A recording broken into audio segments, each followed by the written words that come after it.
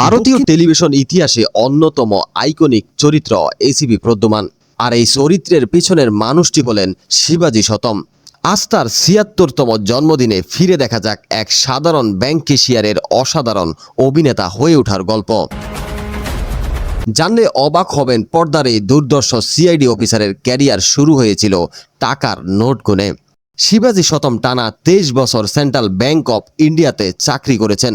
শুরুতে ছিলেন সাধারণ ক্যাশিয়ার, পরে পদোন্নতি পেয়ে হন ইন্সপেকশন অফিসার। কিন্তু মনের ভেতরে সুপ্ত ছিল অভিনয়ের বাসনা।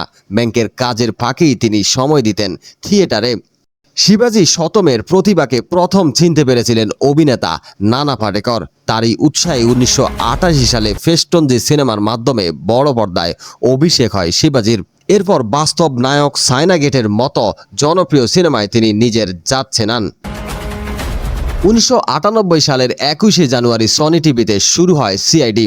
শিবাজি শতম সেখানে সিনিয়র ইন্সপেক্টর হিসেবে যোগ দিলেও পরে তিনি এসিপি প্রদ্যুমান হিসেবে পদোন্নতি পান।